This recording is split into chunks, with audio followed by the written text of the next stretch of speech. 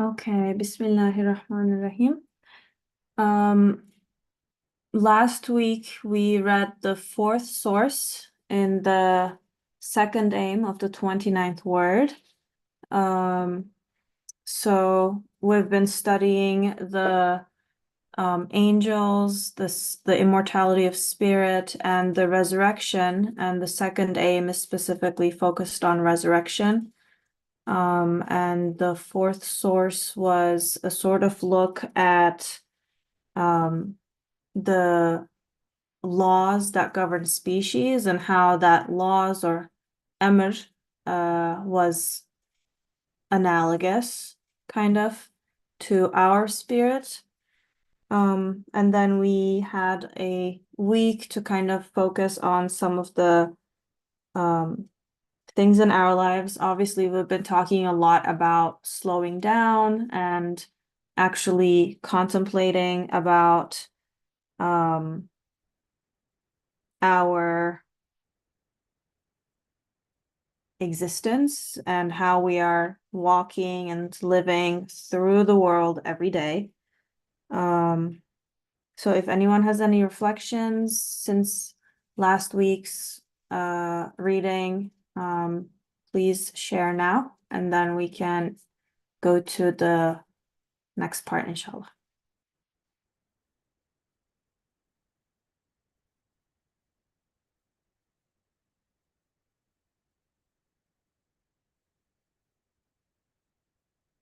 Okay, you can also write in the chat and I can read it.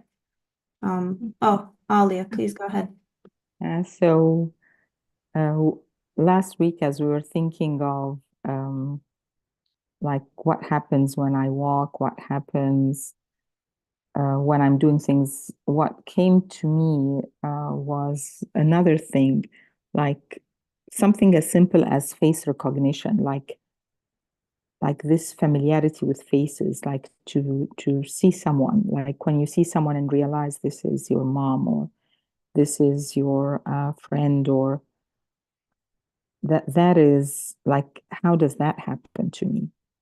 Because there are disorders where this doesn't happen. So I just thought, like, if I could just think of the pleasure you get from seeing a familiar face or seeing a familiar tree or seeing something familiar, that sense of familiarity in itself is done upon you. Like it's like the first impression of identifying what someone's face is done upon you, stored in you, and then brought back, and it brings a lot of pleasure when you're in a situation with even someone who reminds you of someone, or you eat something that reminds you of a meal that you had before, or a culture that you enjoy.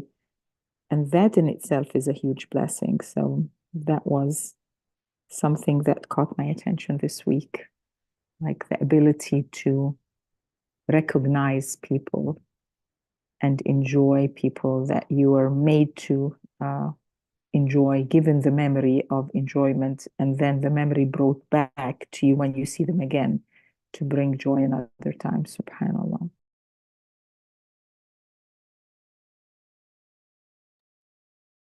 Thank you. That's really nice. And actually, I read a book by a neurobiologist. It's called The Man Who Mistook His Wife for a Hat. And there are certain cases of like neurological disorders where people can't recognize faces, for example. So those are all things that we do so instinctively, quote unquote, that we don't even realize that uh it's a different kind of favor or bounty from God, right? We don't even think about the fact that that's something that I am doing. That's when I look at my dad, I realize that's my dad. I just think, oh yeah, of course that's how it is. Go ahead, please. No. Sarah, I saw you raise your hand. Yeah. Assalamu alaikum. Can you hear me okay? Alaikum salam. Yes, I can. Okay. So we've been, just as a quick recap, last week we spoke about how this spirit, ruh, that is the utter reality of our being, is the direct manifestation of divine command in the body. That was my notes from Dr. Yamina last week. So, for example, when I want to walk or do the dishes or pick up a baby, Dr. Yamina offered also opening my eyes or move my hand. It's something that I want to do and I'm doing it all day. And in an instant, it's given. And I came across an ayah, a verse of the Quran this week that mentions the command, the amr of God is like, comes but like a twinkling of an eye. Yani the ease. You know, he says when he wants something to be, it's simply be and it is. And now in our ruh, this ruh, I mean, I don't know what else to say about it, that dwells inside, that is a reality. I want to do something and it operates. Yani kun fayakun, it says yes. And then a twinkling, the eye blinks, the memory comes, the hands with the elbows and the shoulders all get together to do the dishes, and it's so fluid. It's so universally made easy. It's so representative of a consciousness that is supreme and that is the orderer of everything. Yani, the master of my body that connects the muscles to the nerves, to the blood, to the joints, has allowed me, Dr. Yamino said, like a yardstick, this thing to be aware of, this ruh, that when I want to do something,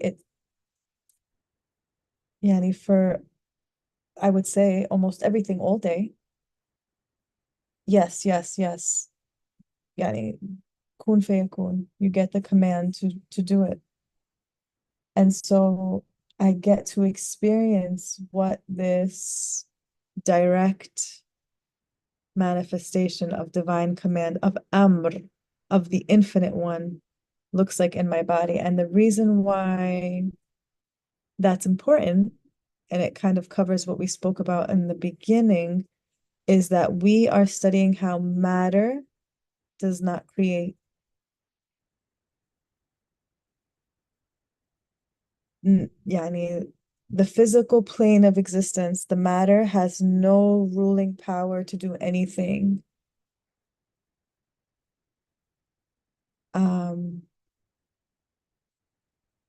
So with that, I'll just read Ziba's comment. She said, when I was observing myself doing things, I almost felt like a self-driven car. Ziba, did you want to add anything? I like this connection. When you start observing, like there's not even a fraction of your intention and difference between the action and intention, so it almost feels like it's an autopilot. And in the even doing wudu, like how each action is followed, and it starts becoming almost you are not in control basically. It follows. You are almost that amr is happening onto you because you had intended to do it, and then it comes it so smoothly. And the other thing which I realized was, and I shared it in the group also, like it's made we wish we are more conscious while we are the ease is there and we can observe everything in ease. But when when that amr is taken away, then it becomes like it's in your face. Then then you are made to realize how easy it was. I think the contrast makes it more clear and more evident in our face, we should not wait for that contrast to happen to thank Allah and to be mindful and to remember Him with each and every motion that uh, that with the ease, alhamdulillah, with each and everything. Like you don't have to think, you just intend, and Allah has put the angels in your service to for manifestation, alhamdulillah.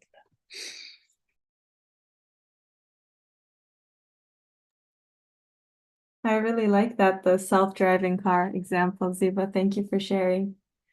There was snow again this past week, so I went out for a walk, and during the snow, because I was trying to do this, conscious walking and paying attention, and I feel like as a small gift,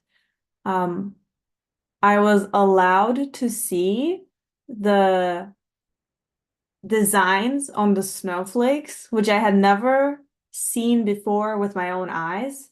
Like I've always seen pictures of them, but this time I saw it, like as they landed in my palms, I could see that they had this, hexagonal shape, and they were very symmetrical, and all of them were very different. So I was taking a lot of pictures because I was like, oh my God, like this is amazing. And then I was taking videos and I saw that, obviously as they land and then after a few seconds, they start to melt.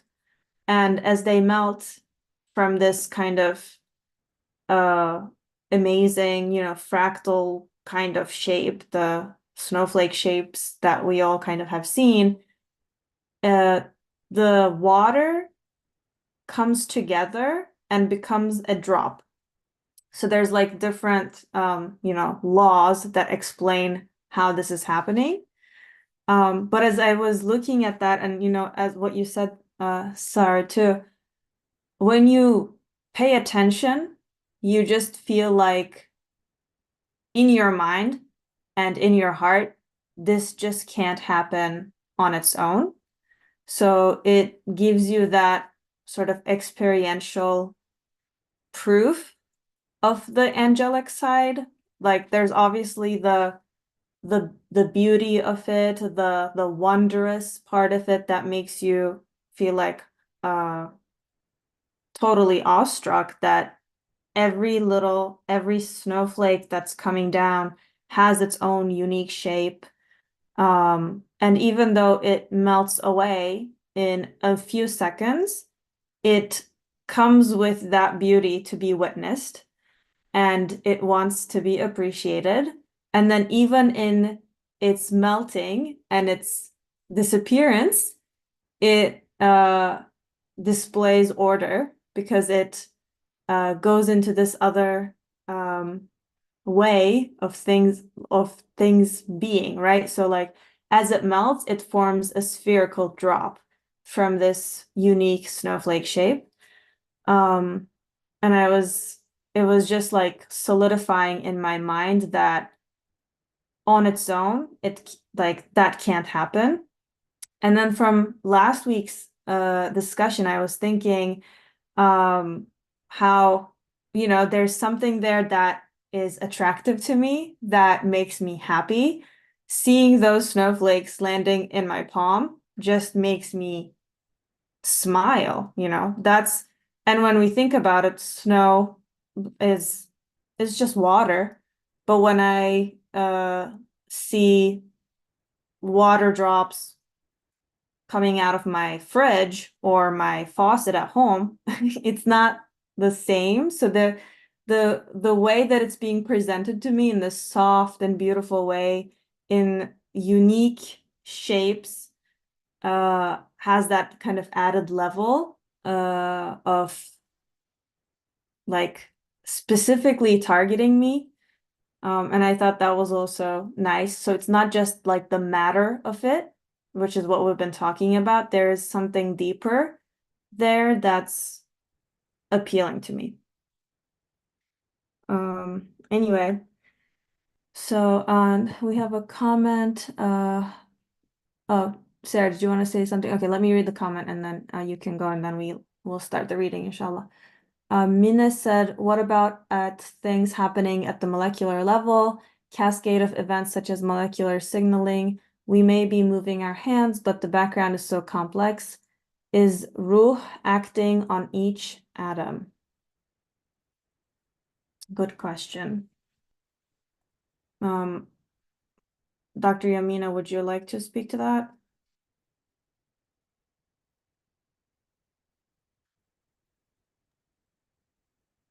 Assalamu alaikum.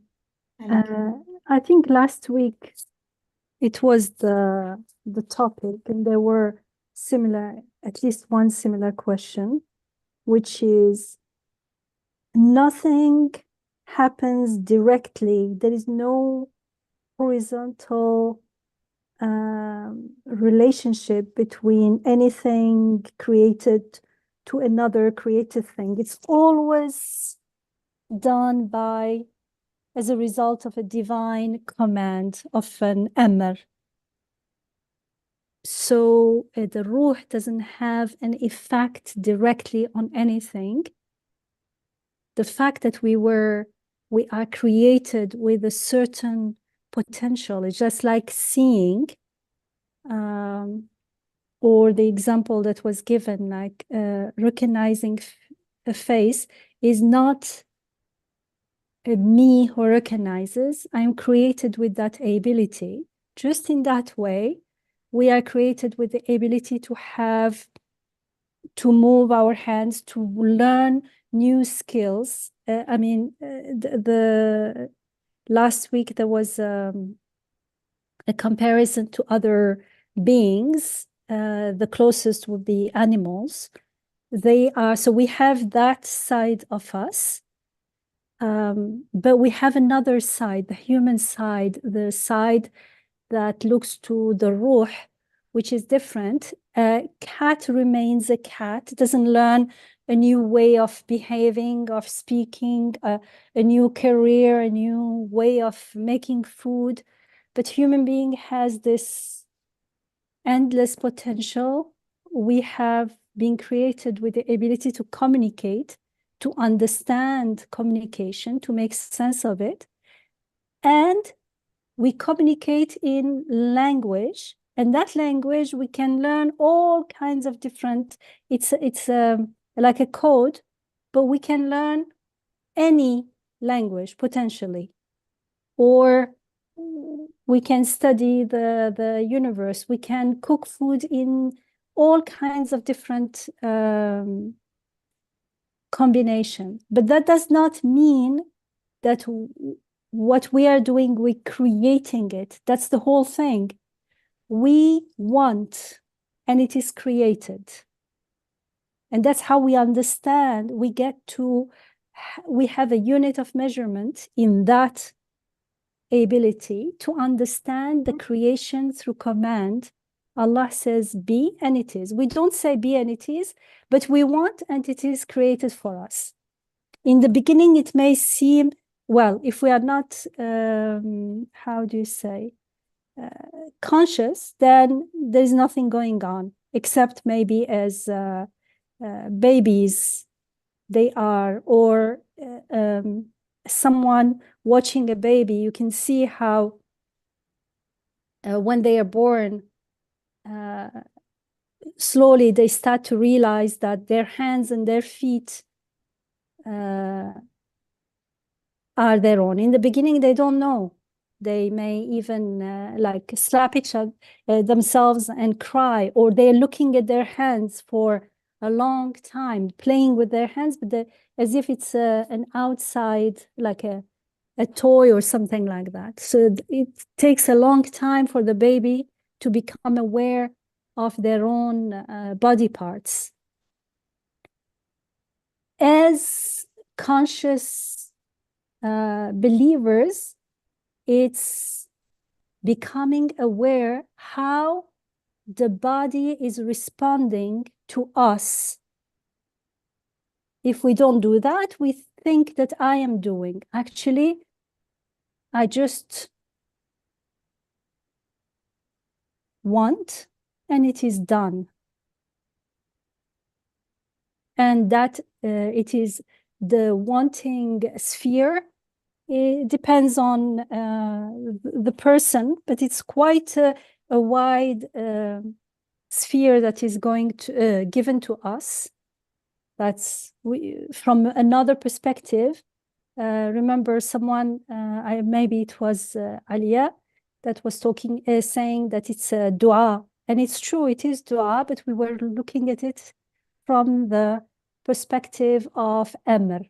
It is like, it is not, we cannot give amr like Allah does, be and it is. But it is the representative of amr within us, because we have everything within us that makes us know God with all his names. Otherwise, we would have no way to acknowledge and confirm that truly, for instance, God is all-seeing. But we don't know how he sees. We know that his seeing is unlimited, not like us, not like anything else around us. But how can we even talk about seeing? Is because we have something from the seer. The sight that we have is given to us to understand. We have a sense of knowledge. We acquire knowledge, even if it's very limited. We have a sense of amr through that wanting. But ours is not, just like our seeing is not mine. The wanting is only, the wanting comes through me, and I can experience it. And if I'm aware and present, I will realize that it is not me who is creating, it is done unto me. That's why it is a higher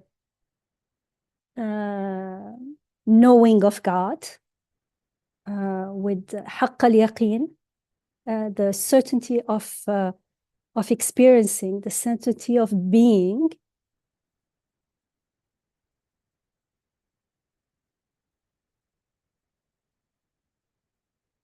I'll leave it there. It may be too confusing if I carry on.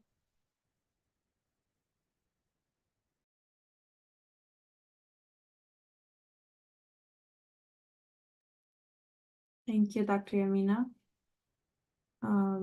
Okay, the gist of it I got was our wanting to do anything, whether consciously or not, which is what we had said last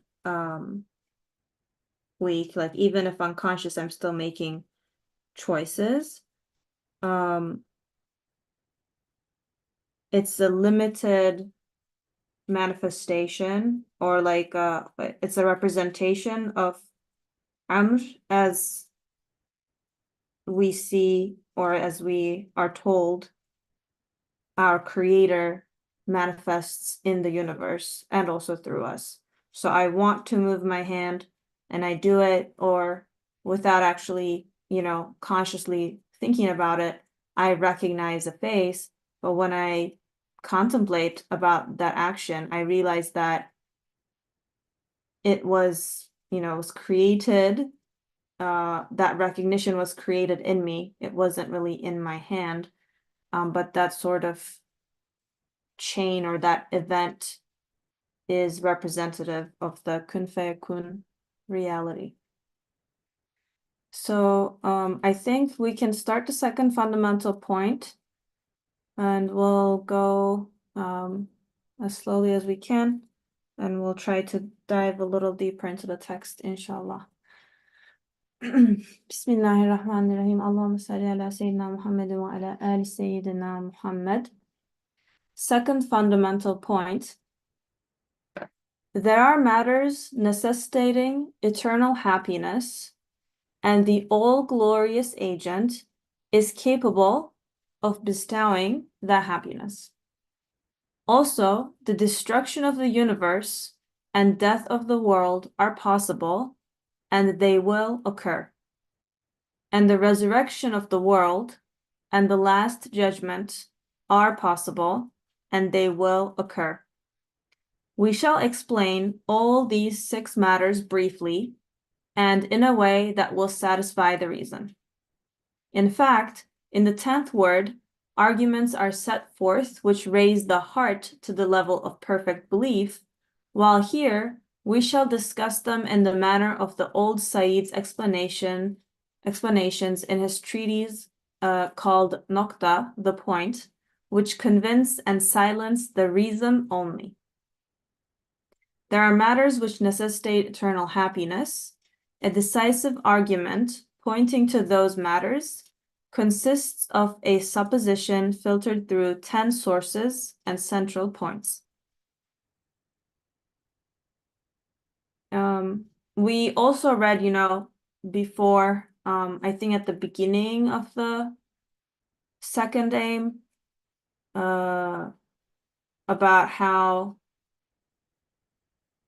is it possible that the world will be fully destroyed and the resurrection, will it happen? We had this sort of story or like a metaphor about a palace or a town that could all be wiped out and then rebuilt. So the question was, is there like whoever is going to destroy it, do they have the power to destroy it? And then do they have the power to actually rebuild it in this other way?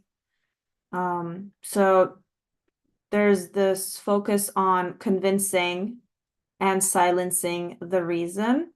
So I guess we should, I don't know, Dr. Yamina, how much should we stay on this part? Because it feels like these are things that if we are intellectually not satisfied about, this is what he wants to convince us of, that there is eternal happiness necessarily, that the destruction and the death of the universe are possible, and the resurrection of the world and the last judgment are possible. Should we stay here a bit if people have questions, or if we need to kind of prep a bit better before we get to the first point, or should we start reading? I mean, if people have questions, but here he is addressing the reason, because this is what stops us from delving into reflection, which includes the heart. Once we don't have those doubts or questions, then it becomes easy to start opening our heart to the topic. But in any case, it's a choice. It's always a choice. This we need to always remember. Even if all the veils were lifted and the truth was there in front of us, still, it's a choice. Some people may still not choose to surrender or to commit to this path. That's why in the Quran, when we have the people in the hereafter, when that's it, they know that they made the wrong choices, and they say, like, we wish to go back if you just give us back another opportunity, and we'll go back on earth, and this time we'll make the right choices. And they are told, no, you will go and you'll do exactly the same. Why? Because we don't need another second life. Every day is a new opportunity. And from time to time, even if every day we don't see the difference, from time to time we're given opportunities through either blessings or sometimes through illness, through crisis, through something. And every time it's an invitation to focus on what is important and reminding us that this worldly life that you are so attached to, that you are investing everything in, is passing. Like, can you just lift your head and see what's going on? So here it's this kind of an invitation, satisfying the reason, and afterwards it's up to you. Now that Shaitan cannot bring doubt anymore, are you willing to follow this path and confirm the existence of the angels? Doesn't mean only, yes, they exist, which is what's going on here. It is a pillar of Iman. It means we have to confirm it at different levels, to know their existence, to have the certainty of seeing, and then the certainty of living, that the unseen part, the malakut part of everything is part of the world we are in and part of who we are, because the equivalent or the analogous to the angelic parts, the angels in every creation, is the ruh in the human being. If I'm not interacting with the angelic part, it means I am not living consciously from the ruh, which is who I truly am. It means I am living from an illusion of who I think I am. Usually, that is the source of what takes us to shirk, because that delusional identity is based on appropriating the gifts that are given to us, appropriating it to myself, and saying, this is who I am. And then being abd becomes an extra, not even a part-time. It's not my essential being identity. It is something that I do as if, like, I go to work, I do this, and I do ubudiyah sometimes. It's not ubudiyah then. It's ibadah. Well, it's better than nothing, but I think in the hereafter, we would regret it otherwise. We are here to live as, to recognize who we are. To that extent, we will recognize our Rabb. Otherwise, to the extent that I don't recognize, I'm not aware of my ubudiyah, I won't be aware of the malakut of everything, and therefore how they are all ayat, they are all praising God, they are all making Him known, and I won't be then totally aware of who Allah is as my Rabb and Rabbu kulli shay, the Rabb of everything, the sustainer and maker of everything, here and now, always.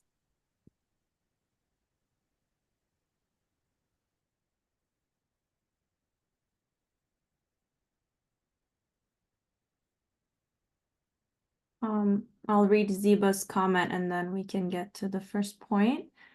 She said, it makes me see this ayah in a new light, in the new light of us intending and He answering. Every action is His answer. If you could, I don't know if that's the full translation, Ziba, but thank you. And if you could send the full translation of the ayah, then it might be nice too. Okay, inshallah. So with that, we can start the first point. Okay, so the first point I think is probably gonna focus on the eternal happiness aspect.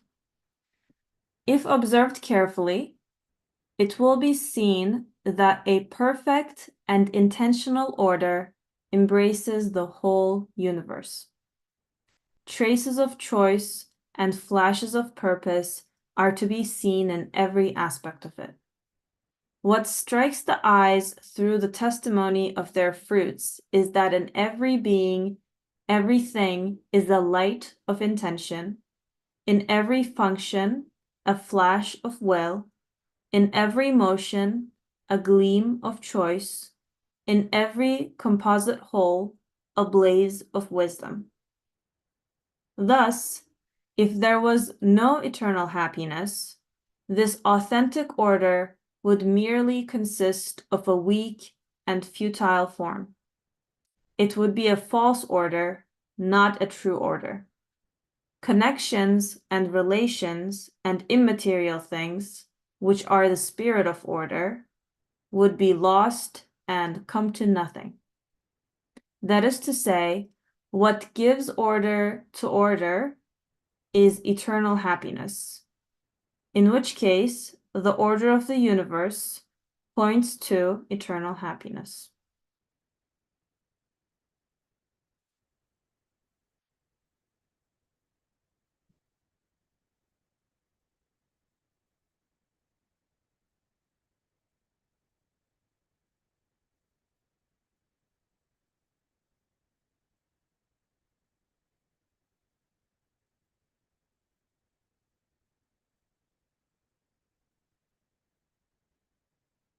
I have a hard time with going from this first part to the second. So I can see this, that in every aspect of the universe, every movement, everything that happens, there is choice, will, wisdom. Okay. But then, thus, if there was no eternal happiness, this authentic order would merely consist of a weak and futile form. It would be a false order, not a true order.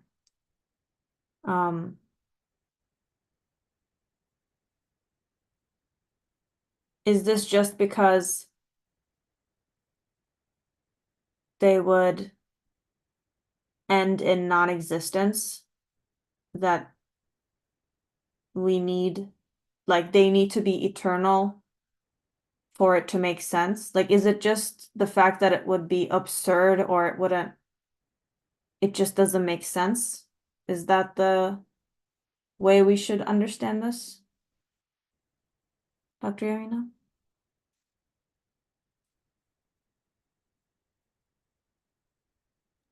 Let's wait for everyone's question or comment.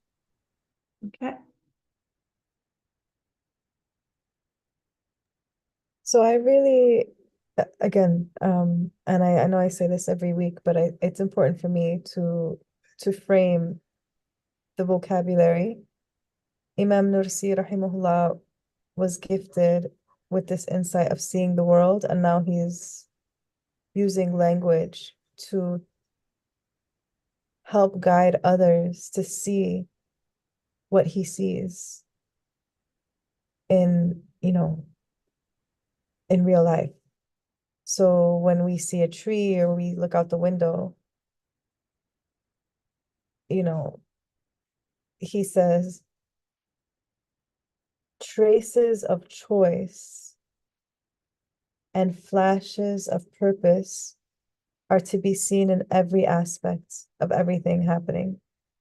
So like when you see anything happening in the world, do I see choice? Okay, this is the choice and purpose. There's choice and purpose. What strikes the eyes through the testimony of their fruits is then everything is a light of intention. I was curious of the original language, because there's a lot of different words here. So in everything, you see something, you see divine intention, the light of intention. Imagine how calm you would be if in every single, that's my first thought, is if in every single thing I see, hey, divine purpose, a flash of divine purpose, okay, that's the light of divine intention. In fact, I would argue that we see the exact opposite. We say this is chaos, or what is happening, you know. And then we try to rely on the reason to calm the truth of what we actually feel, that this is chaotic, and in every function, a flash of will. Yeah, in every single, so he's watching things happening in every function, a flash of divine will, in every motion, a gleam of choice, in every composite whole, a blaze of wisdom. Yani he's seeing, How I mean, how mhm. does it make you feel to see the world this way?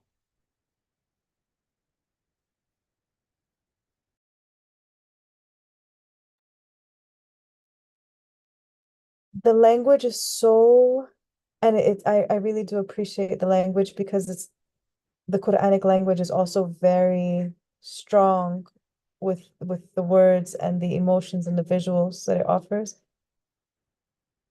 It's as though truly looking out the window or looking at the news and seeing divine script in the manifest. Yani truly we say the handwriting, not the handwriting, but the divine pen of this supreme intelligence writing the script unfolding in the world, one letter at a time.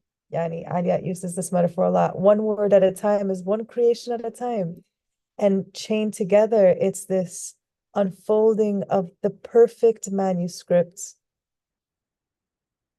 And you would feel if, inshallah, yani, ya Rab, I can imagine just feeling, trusting, and truly like in a state of praise.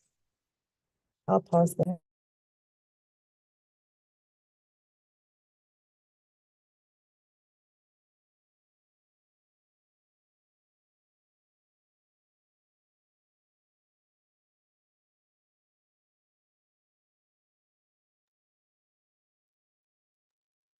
He says in the beginning, if carefully observed carefully, because usually we look, but we are not truly seeing. We just look like this. And as Sarah just shared, if we are not carefully observing, it may seem, for instance, snow or rain, it just randomly falling. But lo and behold, it's the snowflakes are all similar. And they all melt in a orderly way. And that's why we know in advance. If we look at the sky, the clouds, they look like, oh, it's random. The clouds, they are always coming, going. But even if we are not observing very carefully so that we know the pattern of the clouds, still we all recognize the clouds because of their shapes. So there is intention there. There is the traces of choice. Someone is choosing to make these the pattern is always the same. It's like human beings are, they're all different, but there is a pattern. That's why we can recognize this is a human being. And it's true for everything else. We recognize this kind of tree, that kind of tree. We recognize that this tree is still green in the winter because it's this type of tree. So there is, in that order, we see that there is intention. Someone is intentionally doing it this way. It's not happening haphazardly. It's not sometimes the pine trees are lose their leaves and others, and so we are totally now lost. We can't follow. There is no order. And the more we see, sorry, the traces of choice, the more we see the intentional order, the flashes. He's not saying purpose because he's speaking to someone who is newly paying attention. And flashes of purpose, how does it make you feel? Suddenly, the world is not some crazy, random, anything happens anytime. Things are done on purpose. Can you imagine? It's like you go to not a house or like a small village and you don't know anyone and you don't see people around, or you see them but they don't speak to you, or you think that everyone is looking at you strangely and you don't know if they have a good intention or not, and you think everything is random here, and then suddenly you learn that no, it's because for instance, these people don't speak my language, or because they were being told this, they are doing this kind of thing. Suddenly you start breathing and that fear start leaving you. And now you start trusting, oh, people are here for this purpose. They are doing this work. They are not here to entertain you. They are not the inhabitant. Or maybe you go and stay in a house and suddenly you feel like it's all chaotic and there are noises and things. And then you realize that the noises is because there are renovations being done, or now suddenly there is order. It means order, and purpose means meaning. Order means meaning, purpose. And for us, without meaning, without purpose, we are lost. When we are lost, it means there is fear, anxiety. There cannot be happiness in that state. The opposite, it seems like, where did happiness come here? If there is no order, there is only fear. There is, we're trying to figure out what's going on. You may say, don't try to figure out what's going on, just live with it. That's against fitra. Even people who don't believe in an ultimate meaning, purpose in life, they make up something, even if it's short-lived, like a fake purpose, but everyone has to make up something, or otherwise they can't live on. Otherwise, the best materialistic life you give still won't satisfy that person. It won't calm the anxiety and the fears, even if we are not totally aware of it. So the more there is order, intentional order means someone is taking care of this.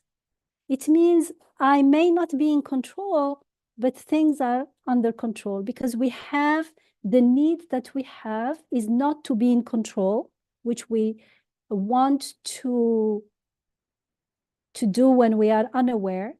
The need is that things are under control. And when we don't know that they are under control, we start this helpless trying to control things around us and within us, which we can't.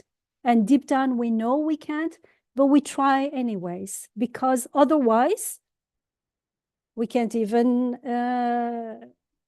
trust, and we can't relax. We won't have a ground, a meaningful ground to live life.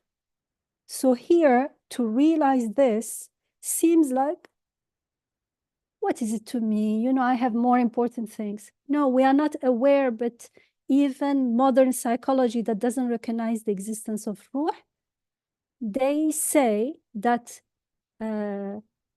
all psychological, how do you say, disturbances, people, all the panic attacks and the anxiety, things that they have one underlying cause, which is the fear of death. And fear of death is the fear of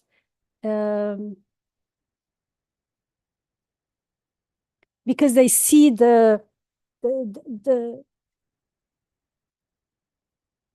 it seems like a dark, there is no meaning, darkness. At the same time, the same person may also be suicidal.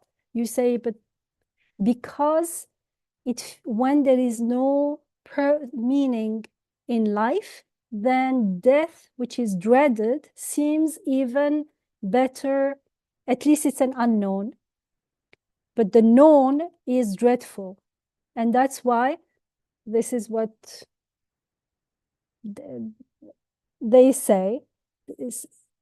Psychologists try to teach them to have a purpose, but those purposes are fake. Actually, the person is more sane than the psychologist.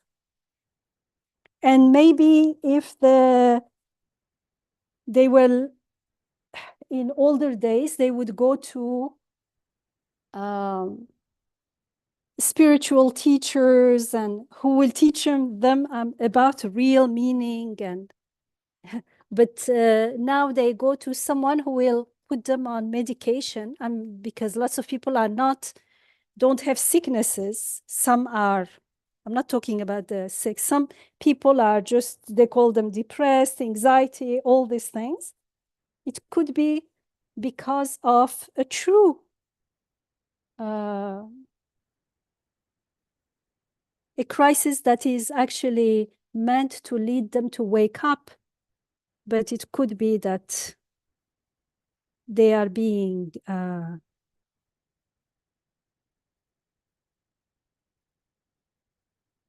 whatever, I can't find the word, the term. They're being guided somewhere else. But the point here is that order means there is purpose, there is choice, there is will. Someone is willing, wishing these things to happen in a particular order for a particular purpose. It means there is meaning, and it means someone is in charge. Someone is in control. And this, for the human spirit, is a huge beacon of light, of hope. It's the opening of the door for that will lead us to this eternal happiness. A happiness, but it's eternal because it looks to the divine. So it's eternal.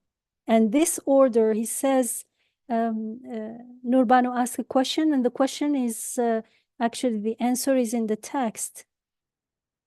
Where was it?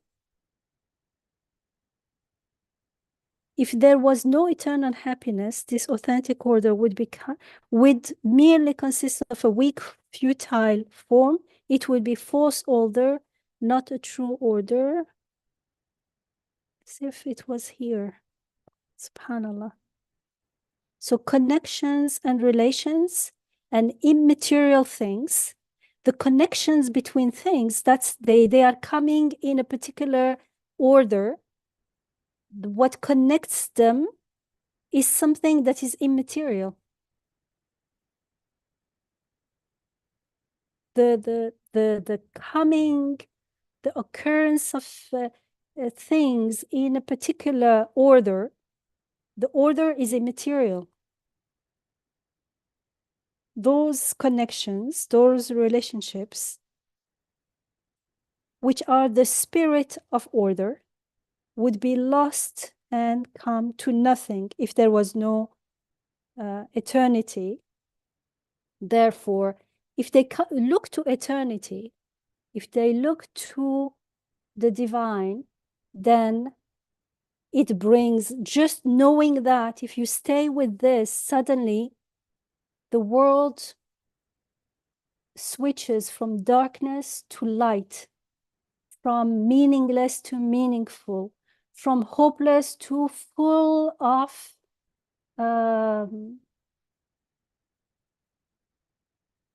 more than hope. It gives joy.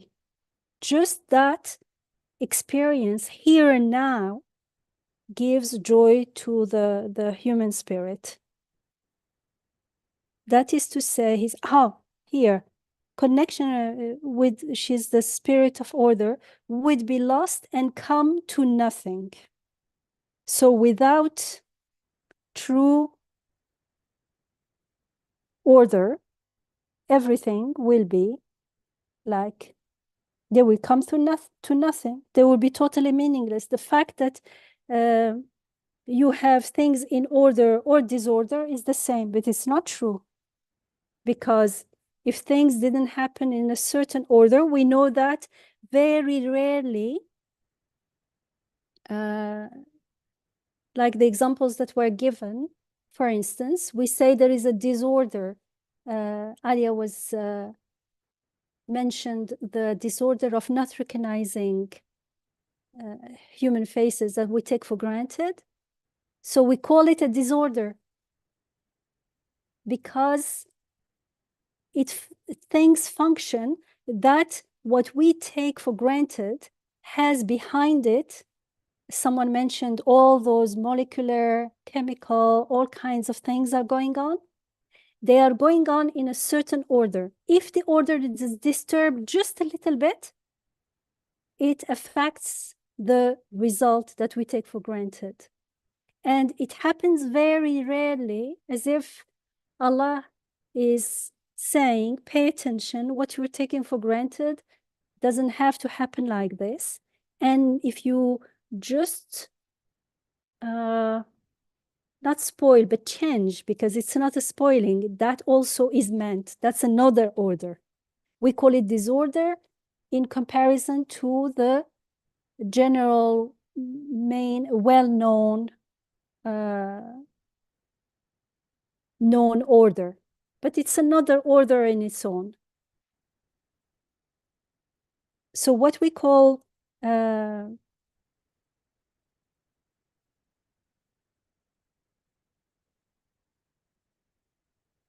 sorry. Assalamu alaikum, Dr. Yamina, if I may ask something Yes. when we get to it. But there is an ayah in the Quran, I wanted to find it and I am having a hard time locating. I don't quite remember the exact Arabic words, but it says that, and surely we will change your states. You will go from one state to another. And Allah subhanahu wa ta'ala, I think, reminds us of the stages of life and death and resurrection for the same reason. Because as I'm reading this paragraph, it sounds like that even going through all of these stages, indeed, it's in and of itself, it is both the witnessing and the signs presented that are the defined signs that everything is an Allah subhanahu wa ta'ala is the Malikul Mulk.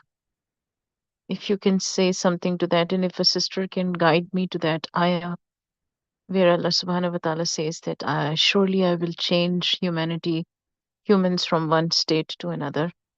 And I'll keep looking too. Jazakallah khair.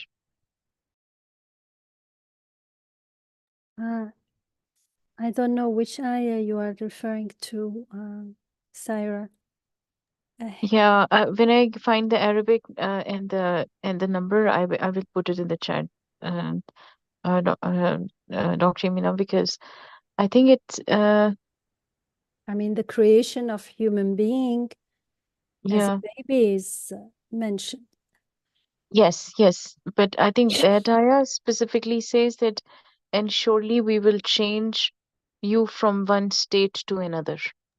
which Allahu means A'lam. that we will go through the life stages of life and death and But here it's here the point is, if Mhm. we observe the world carefully, we will see there is order, and behind this order is an ayah or points indicates choice, purpose, intentional choice, purpose, and intention, and wisdom, because it's choice. How do we know there is a choice and purpose? Because there is a purpose, it's meaningful, and it is wise, always it's bringing benefit, it's beneficial, there is wisdom in it. And this rightly, Nur Banu said, okay, I get this, but how does it connect to eternal happiness?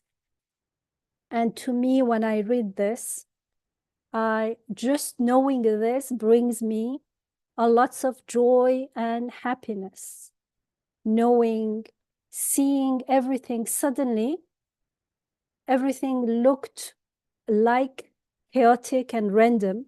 We don't stop, pause, and say everything is chaotic and random. No, we don't. By default, by not being aware and acknowledging the order, we live as though things are happening haphazardly, and that is not it, and that projects itself into our inner life as well. How we interact with what's going on, the events in life, as if they are happening haphazardly.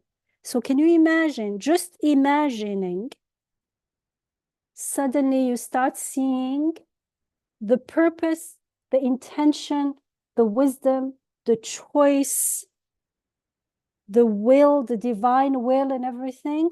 Just thinking about it makes me personally full of joy. Suddenly, someone who is in control of everything, he's doing everything intentionally, and I can see the signature, the indications everywhere. Suddenly you start calming down. It's like you're in a place where you know no one, and there are lots of things happening that may even make you anxious or doubtful, or it could be you feel threatened, and suddenly you start recognizing that, oh, this is not, I am in a familiar place actually. You start recognizing that it's a new home, but actually this picture, I know this picture. I've seen it before. I've seen this couch before. Oh, maybe, oh, they just moved here. So now you start calming down. Oh, this home is actually not I'm just making it up just to show how that familiarity, the fact that everything is done with intention and with wisdom, and someone is intending willingly choosing to do so, suddenly for me it's very calming and very brings a lots of peace and joy. So order is directly related to happiness. No order, chaos is related for me to fear, anxiety. You will feel threatened. Anything can happen anytime. Can you imagine what kind of life is this? Now, the eternal part of it is because if it's not eternal, then it's not true order. Can you imagine a purpose, but it doesn't last? What kind of purpose is this? It's a meaningless purpose, therefore it can't be true purpose. You can use the same. That's what it says. Connections and relations and immaterial things, which are the spirit of order, would be lost and come to nothing. everything would be for nothing if there was no eternity. So the eternity part and the happiness part. The happiness part is built in us. That's how I read it and understand it and experience it.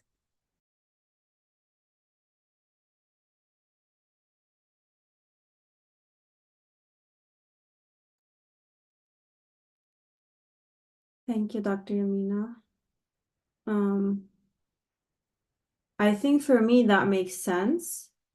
So one thing I was thinking about is the sort of modern, I guess, way of coping with seeing the universe as chaotic or devoid of order is to say, just enjoy it while you can. So it's like, yes, you're gonna die. Yes, things are transient, but then not making the connection that we see here, but saying instead, okay, so just enjoy your life to the fullest that you can, and just accept that you're gonna die and become nothing. So in that sort of trend, I guess what's happening is like a suppression of what's fitri, like you mentioned. So someone seeing things as meaningless is clearly having an issue.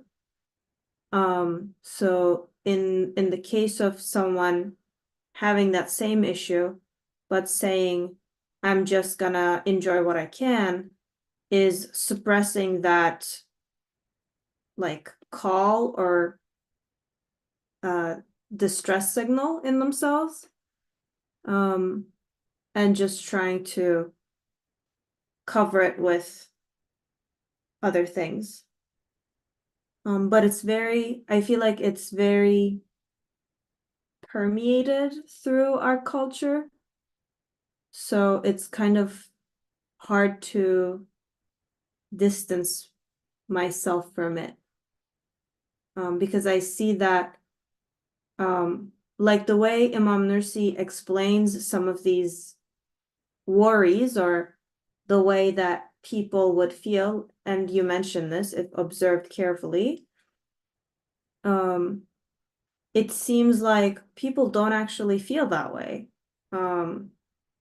They look at their life and they say, oh yeah, I'm gonna die and become nothing, or I'm gonna become dirt, but I'm just gonna do what I can to enjoy it while I'm still alive. So that seems to be the kind of mainstream approach. They And can anyone do that consciously? Why do people drink or become workaholic, or everyone is running from themselves and from the reality? If the reality is okay.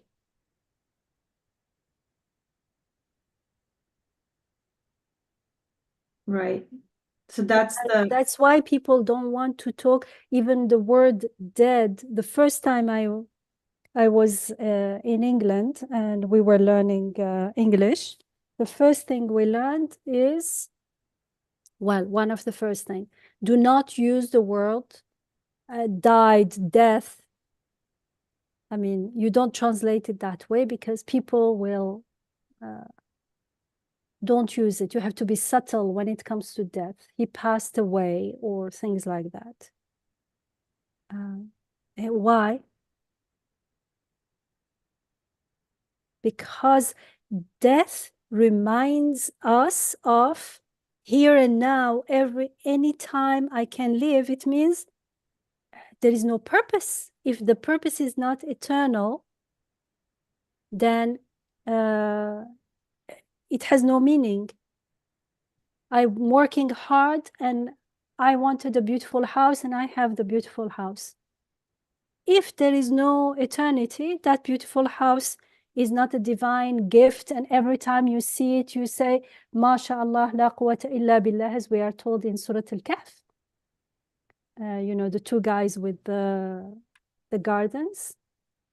Then it becomes, yes, there is this beautiful house, but even if the house is long-lived, which is not sure, not guaranteed, I will live, and any time, any day I can live.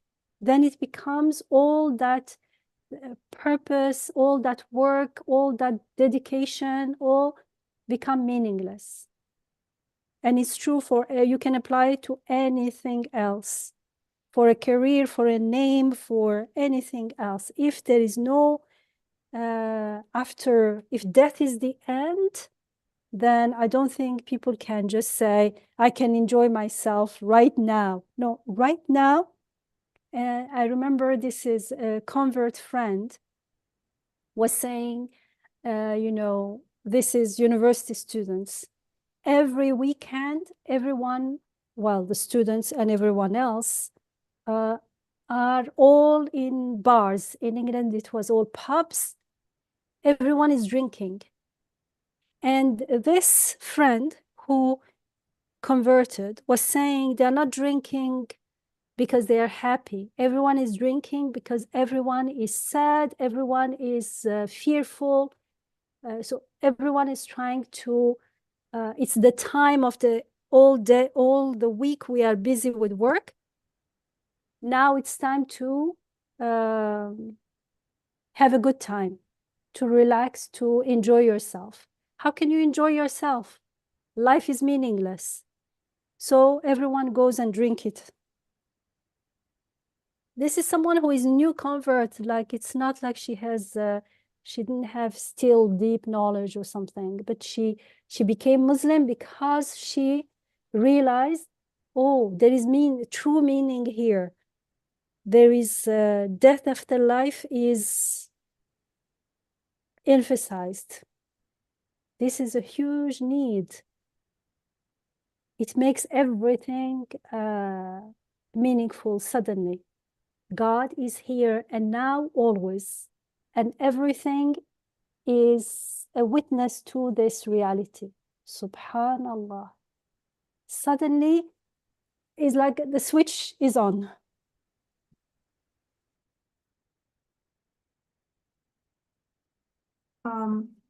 G, you can go ahead.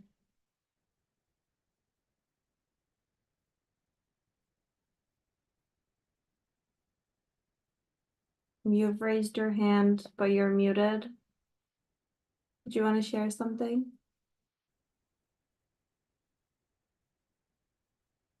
Okay, I'm sorry, my microphone was off. I forgot to turn on. I'm sorry. No worries. Assalamu alaikum. They all are good point, mashallah. And exactly if we don't have belief on hereafter, it's like you were making a point about that just go out and have a good time, and I should just leave it. I'm just gonna be here just once. Is like Dr. Yumina was saying, that people go drink is basically they trying to escape away from all those stuff is coming to mind, because if you don't believe in Allah and you don't believe in hereafter, you don't really have nothing to find something that you can depend on, saying that get the support and get some sort of hope. You don't have a hope. You don't have hope for anything. So that's why they have to go to either drink, or the people, that's why they use drugs. They kind of trying to numb their feelings. They numb their mind, because, you know, when people get drunk, their mind is not working properly. So it's kind of like numbing themselves. And I don't really think there's any point of happiness in there. which is they call happy hour, right? For them going and getting drunk. And it's supposed to be happy hour. How can you be happy when you actually numbing your brain? That you actually losing one of the main important parts about being human being. You losing your intellect. People acting so crazy, nonsense, embarrassing.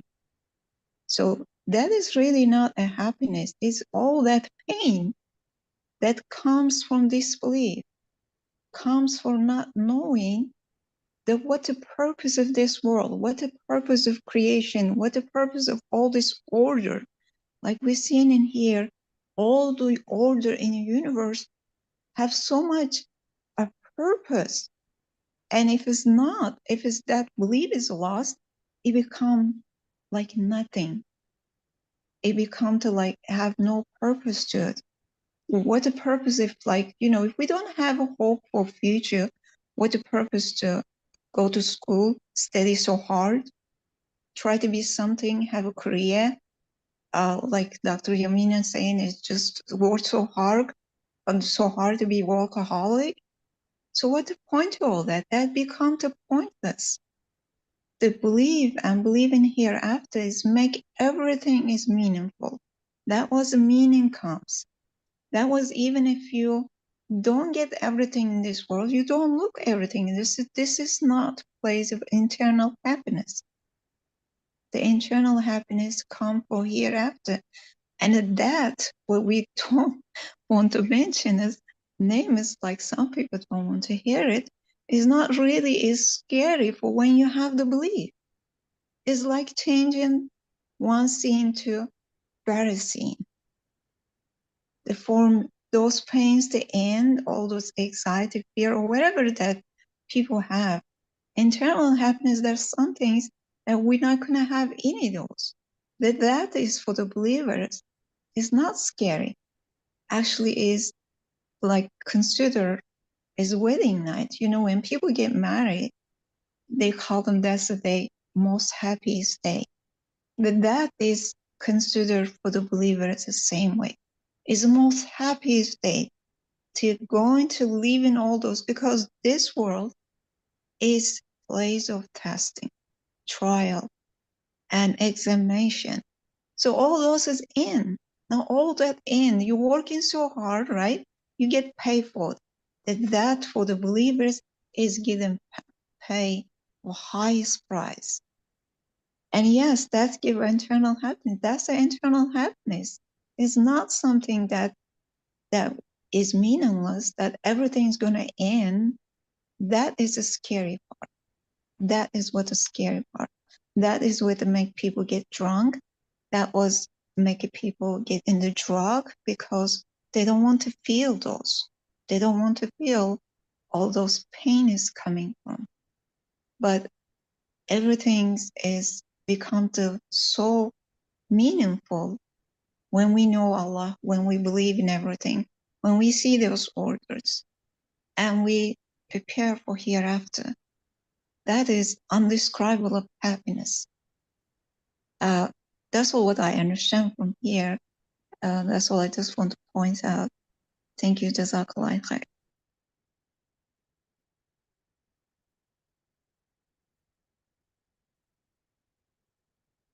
Thank you for sharing. I think the focus on, yeah, so anything that gives this false sense of purpose then is something that we should watch out for. So, you know, probably none of the people on this Zoom call are drinking or doing drugs, but we can ask ourselves if there are other things in our lives that we are focusing on or basing our existential worries on or turning to provide that sense of comfort or purpose, and looking for it in the wrong places. So you know, the workaholic thing or the career thing, the status thing, the wealth thing.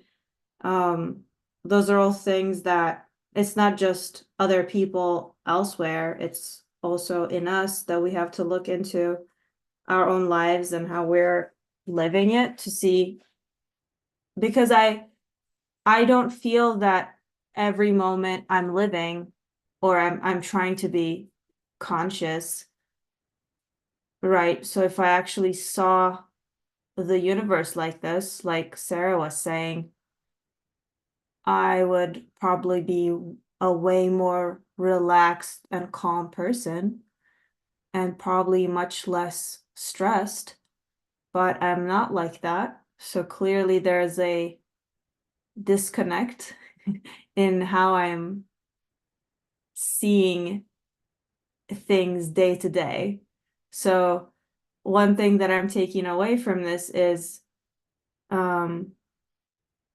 you know, when we look at the whole universe and kind of like from bird's eye view, yeah, it makes sense to me that, you know, there is a will behind it, a creator, a source of existence for it.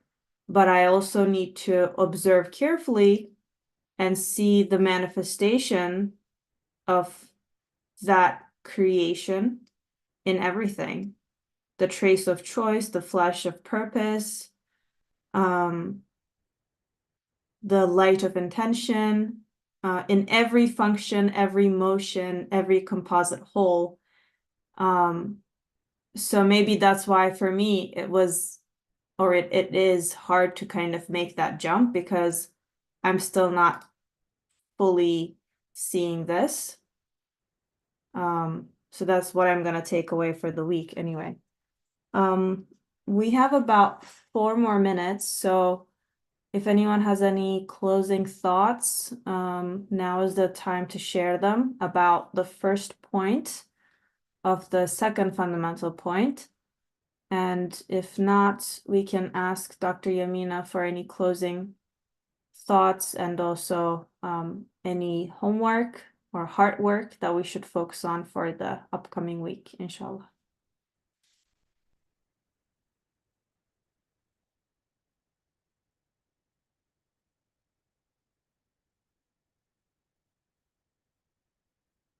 No questions or comments?